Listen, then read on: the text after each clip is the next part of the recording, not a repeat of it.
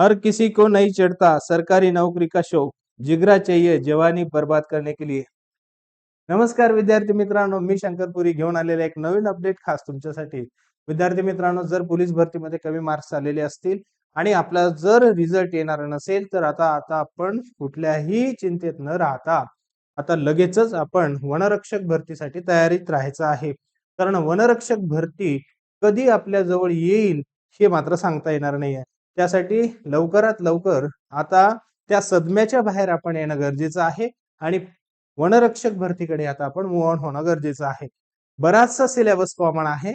नवीन एक विषय तुमच्यासोबत ऍड होणार आहे, तो म्हणजे इंग्लिश. त्या इंग्लिश बद्दलही कुठल्याही प्रकारची तुम्ही चिंता न करता आता आपल्याला तयारी करायची आहे.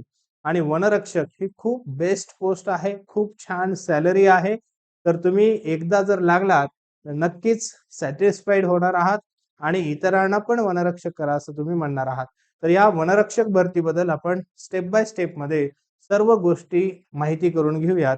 ओके मित्रांनो, चला तर आपण स्टार्ट करूयात. मग नेमकी पात्रता कशी असणार आहे? तर पात्रता तुम्ही 12वी पास होणं गरजेचं आहे. नक्कीच बरेच जण 12वी पास असतील आणि 12वी पास झाल्यानंतर तुम्ही सायन्स मधून तुमची 12वी असणं गरजेचं आहे. सायन्स मधून जर असाल तर मॅथ तुमचं असणं गरजेचं आहे. आणि त्यानंतर जर तुम्ही कला शाखेतून जर 12वी पास झालेले असाल तर नक्कीच तुम्हाला भूगोल किंवा अर्थशास्त्र हा विषय घेऊन पास होणं गरजेचं आहे. या दोन्हीपैकी एक विषय असणं तुमचं गरजेचं आहे. भूगोल, अर्थशास्त्र किंवा गणित हे विषय तुम्हाला 12वी पासला गरजेचे आहे. त्यानंतर जर सांगायचं झालं, तुम्ही जर एसटी कॅन्डिडेट असाल तर नक्कीच तुम्ही 10वी पास नंतर वनरक्षकची भरती देऊ शकतात. त्यासोबत तुम्ही जर माजी सैनिक असाल तरी देखील तुम्ही 10वी पास वरती ही परीक्षा देऊ शकतात. ही देखील गोष्ट तुमच्यासाठी अतिशय जास्त महत्वाची आहे, हे लक्षात ठेवा. त्याच्यानंतर मित्रांनो, वयाची पात्रता 12वी म्हटल्यानंतर 18 वर्ष येत आहे, म्हणजे किमान 18 वर्ष लागेल आणि 27 वर्षापर्यंत तुम्ही ही परीक्षा देऊ शकता. जर तुम्ही कॅटेगरीतून असाल तर तुम्ही 32 वर्षापर्यंत ही परीक्षा देऊ शकता. ही देखील खूप महत्वाची गोष्ट आहे. त्यानंतर बघा मित्रांनो, बऱ्याच जणांचं सध्या वनरक्षक बाबतीमध्ये हाईटच्या बाबतीमध्ये बरेचसे कन्फ्युजन आहेत. मग हे कन्फ्युजन तुमचं आजच्या लेक्चर मध्ये मात्र नक्कीच दूर होणार आहे. बघा मित्रांनो, तुम्ही जर पुरुष असाल तर 163 सेमी हाईट असणं गरजेचं आहे आणि महिला असाल तर 150 सेमी असणं गरजेचं आहे. आणि त्यासोबत जर मित्रांनो, तुम्ही जर एक गोष्ट लक्षात घ्या, एसटी मेल जर असाल तर तुम्हाला 152.5 सेमी हाईट असणं गरजेचं आहे आणि एसटी फिमेल जर असाल तर तुमची हाईट 145 सेमी असणं गरजेचं आहे. या दोन्ही गोष्टी प्रॉपर तुम्ही लक्षात ठेवा. बऱ्याच जणांचं कन्फ्युजन या हाईटच्या बाबतीत इथेच दिसून येते. त्यानंतर बघा मित्रांनो, तुम्ही सपोज जर खेळाडू असाल तर खेळाडू असल्यानंतर तुम्हाला 2.5 सेमी मध्ये म्हणजे एवढी हाईट त्या ठिकाणी सवलत देण्यात येत आहे. आणि त्यासोबतच तुम्ही वन खात्यातील अधिकाऱ्यांचे जर पाल्य असाल तर त्याही ठिकाणी तुम्हाला 2.5 सेमी हाईट काय तर सवलत देण्यात येत आहे. म्हणजे हा जो मुद्दा आहे हा खूप महत्वाचा आहे तुमच्या हाईटच्या बाबतीत. त्याच्यानंतर बघा मित्रांनो, तुमची जी परीक्षा आहे, तुमची जी परीक्षा आहे ही परीक्षा नेमकी कशा पद्धतीची आहे? तर ही परीक्षा तुमची लेखी आणि फिजिकलच्या दोन पद्धतीमध्ये दिसणार आहे. लेखी परीक्षा जी आहे तुमची ही 120 गुणांची असणार आहे आणि फिजिकल जे आहे तुमचं ते 80 गुणांचं असणार आहे. त्या 180 गुणामध्ये तुम्हाला 4 विषय अभ्यासावे लागणार आहे. ते कशा पद्धतीने आपण ते डिस्कस करूयात. ओके, तर लेखी तुमची आधी होणार आहे, त्याच्यानंतर तुमची शारीरिक परीक्षा असणार आहे. हे देखील खूप महत्वाचं असणार आहे. आणि या परीक्षेमध्ये एक प्रश्न 2 मार्कासाठी असणार आहे.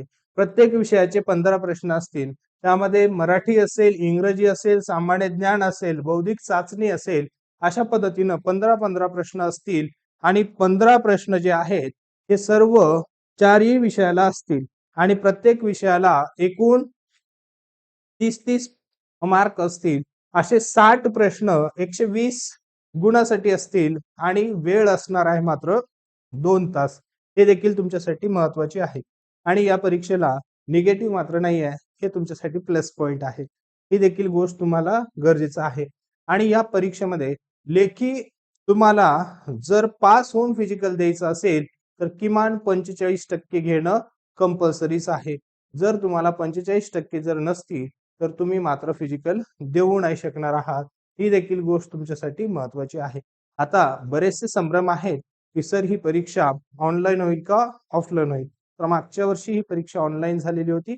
आता ही परीक्षा एमपीएससी कडे जाईल का अशा पद्धतीचा बऱ्याच जणांचा म्हणजे कन्फ्युजन आहे. शक्यतोवर ऑनलाईन ही परीक्षा होण्याची शक्यता म्हणजे खूप जास्त आहे.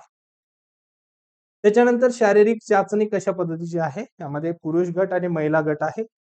पुरुष गटामध्ये 5 किलोमीटर तुम्हाला धावावं लागेल आणि महिलांमध्ये 3 किलोमीटर तुम्हाला धावावं लागेल. 17 मिनिटांमध्ये पुरुषांनी समजा 5 किलोमीटर जर धावलेला असेल तर त्या मुलाला 80 गुण मिळतील आणि 12 मिनिटांमध्ये जर मुलींनी 3 किलोमीटर जर धावलेलं असेल तर 80 गुण त्या ठिकाणी मिळतील. त्याच्यानंतर समजा 18 मिनिटं जर लागत असतील, 17 ते 18 मिनिटांमध्ये जर एखादा मुलगा धावलेला असेल तर 10 मार्क्स तुमचे कमी होतील. सेम इकडे 12 मिनिटापासून 13 मिनिटापर्यंत जर गेलं तर 10 मार्क्स तुमचे कमी होतील. म्हणजे एका मिनिटाने तुमचे मार्क्स 10 कमी होतील. हा देखील महत्वाचा मुद्दा आहे.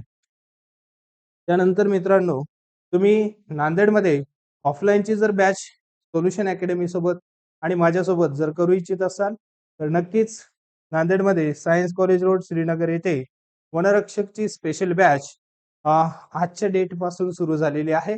तर तुम्ही नक्कीच दिलेल्या नंबरवरती संपर्क साधून बॅचला जॉईन होऊ शकतात. खूप मोठी टीम आहे, 8 जणांची टीम आहे आणि सर्व शिक्षक ते जे आहेत ते प्रत्येक जण त्या ठिकाणी 10 वर्षाचा एक्सपिरियन्स घेऊन आहेत आणि बऱ्याच जणांनी खूप सारे अधिकारी घडवलेले आहेत.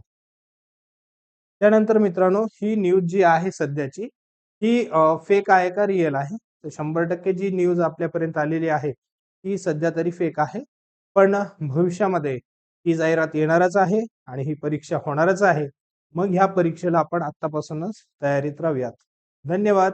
पुन्हा भेटूयात नवीन अपडेट सोबत. Thank you.